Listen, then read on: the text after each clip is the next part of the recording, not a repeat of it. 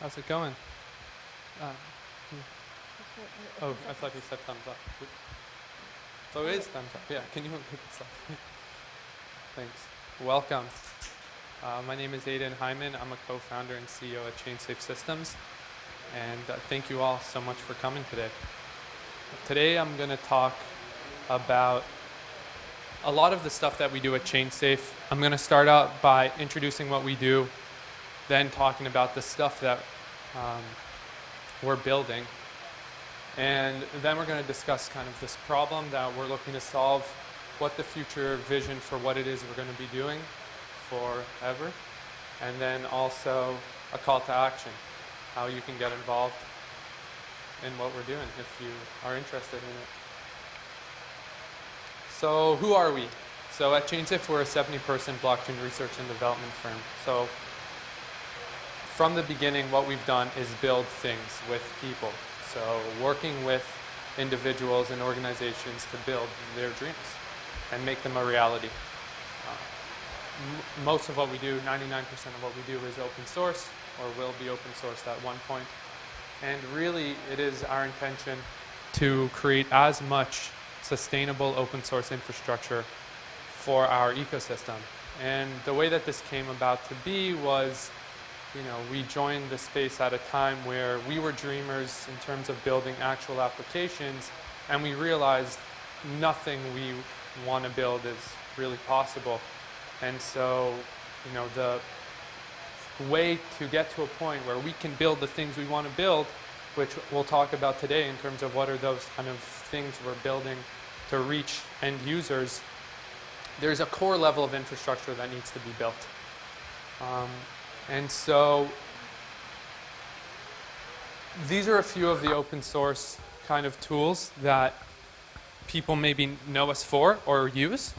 Hello? Yeah? Thank you.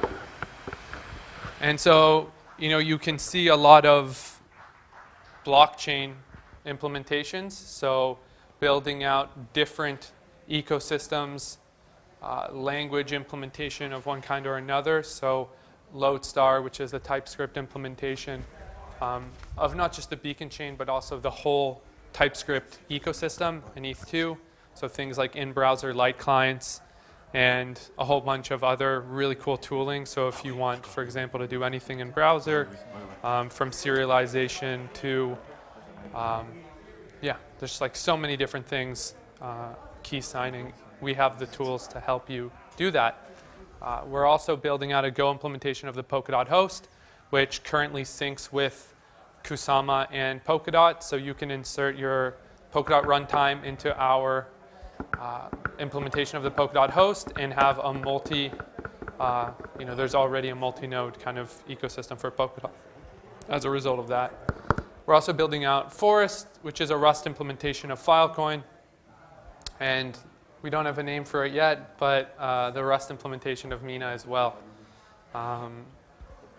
We're also the maintainers of Web3.js, and another cool project, which there is a few of my colleagues, one that talked about earlier today, and one in 2 days talking about ChainBridge, which is a cross-chain interoperability protocol. And so the things I'm going to be talking about today actually are these three, which are more user-facing. And what I mean by that is, yes, some of them are for developers, but they're presented in a way where it's maybe a little bit more familiar to regular people as well as regular developers. So not just people in the open source space, in the blockchain space, but really anyone.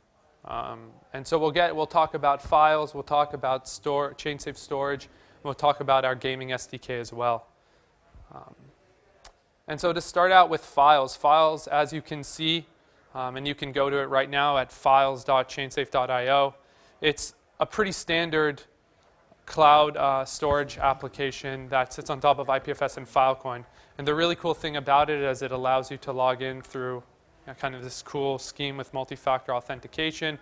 So it's fully end-to-end encrypted, but you don't need an encryption key.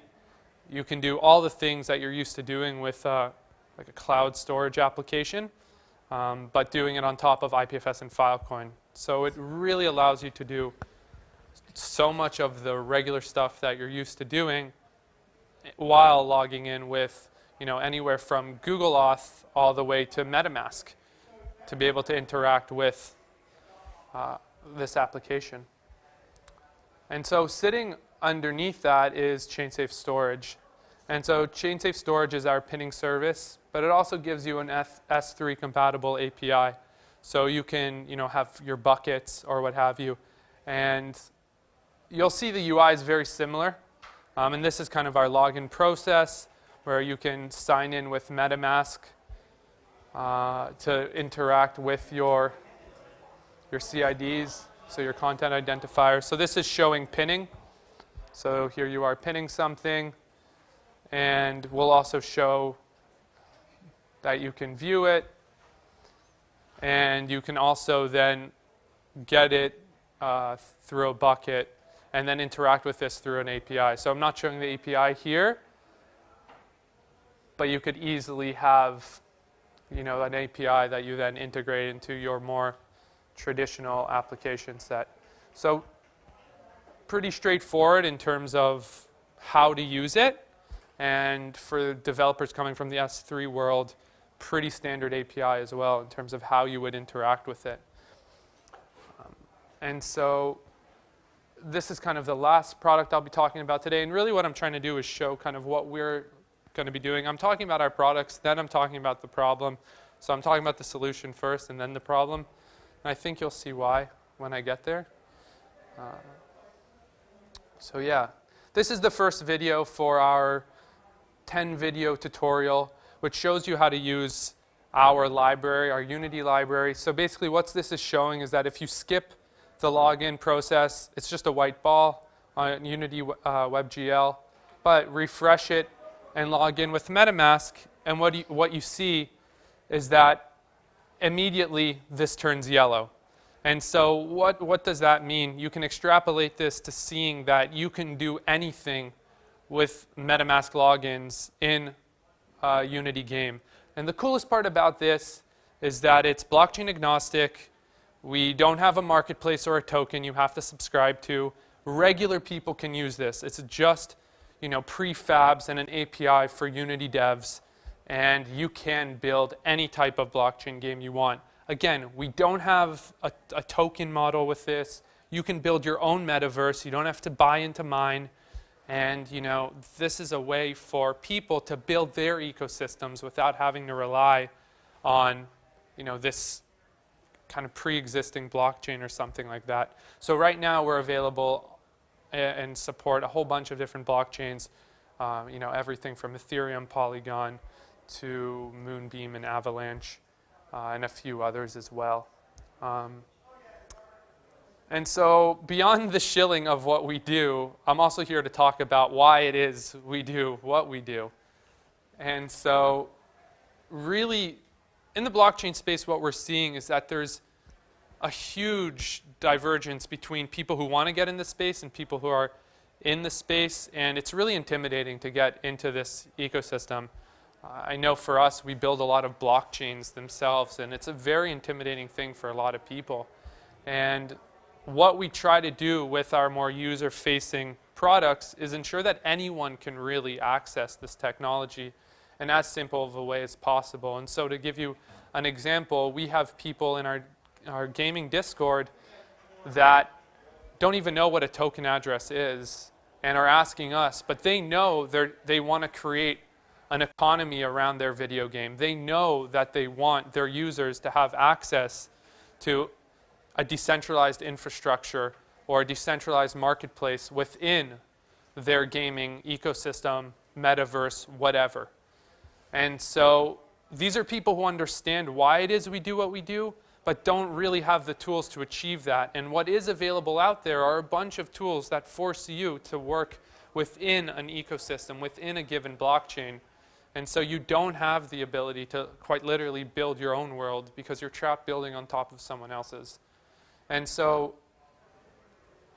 kind of if you look at this hard to read Venn diagram where we find ourselves wanting to build things for end users is really in this sweet spot, right? Where our protocol implementations our developer tools, and our research come together and really allow us to see the true product market fit for things like gaming devs, Unity devs, who are looking to build some really cool stuff but don't have the ability to do it. People who want an S3 compatible API when dealing with IPFS and Filecoin, but also want to be able to log in with MetaMask, right? Like these are the things that we're finding an intersection for a very unique type of user that's slowly but surely becoming more and more of the predominant person in our space, and not just the same kind of 5 people floating around the conference tour. So I was hoping to have a little bit more dialogue. I don't have too much I'm going to be talking about today.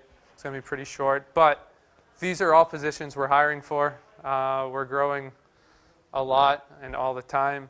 If you don't see a role that fits your needs, check out chainsafe.io/careers for any of these, and you can kind of join us on this mission where, you know, we're here to truly bring a very technically objective perspective to a space that's rampant in very unfortunate kind of token economics that ensure that people aren't very technically objective.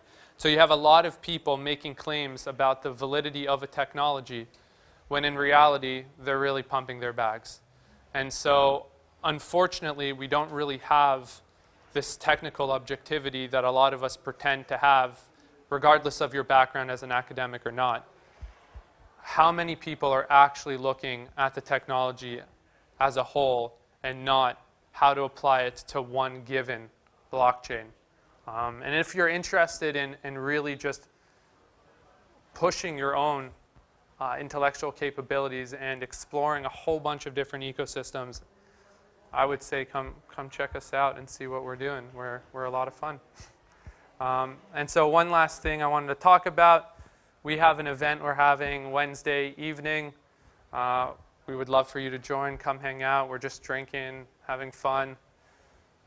Yeah, for those of you who couldn't get into the other events, we couldn't either. So we decided to have an event. So come hang out with all the people who weren't invited to the Cool Kids Club. So yeah, that's basically it for my talk.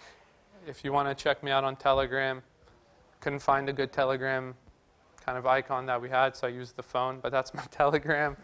Send us an email at info@chainsafe.io. Like I said, for jobs, check out chainsafe.io/careers. And yeah, that's basically it for me today. Thank you so much, everyone.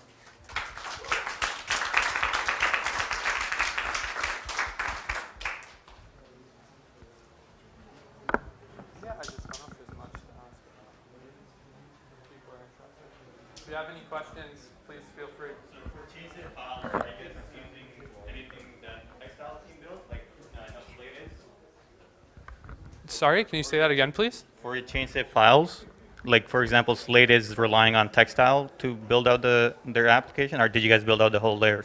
Yeah, like we have both the kind of API side of things, Yeah. which is ChainSafe storage, as well as files. So files is our kind of first use case on top of storage. Okay. But yeah, we have the entire stack that's going to be the higher level. The file side of things is open source now. Yeah. And when we release storage, it'll be open source as well for people to use. So is there a reason you guys built it out yourselves? I mean, at the time, we weren't necessarily seeing and still aren't seeing the maturity with a lot of the things that are out there. Yeah. Not to say that people aren't doing great work. But yeah, we definitely aren't seeing kind of the polished things we want to see. And really the UX of interacting and onboarding isn't where we want it to be. And so yeah, we kind of just tried to look at everything from the ground up and see how we can apply a lot of the product work we've been doing for years and a lot of the protocol work to see also how we can leverage just a whole bunch of cool things on the research side of things in terms of secondary retrieval markets. So we worked a bunch on secondary retrieval markets at the beginning and are now waiting for certain things to be a little bit more firm. So yeah, we're going to do a lot of experimentation on the storage side of things that we think is going to be really cool for people beyond just like standard IPFS pinning or something like that. Thanks. Of course. Thank you for your question.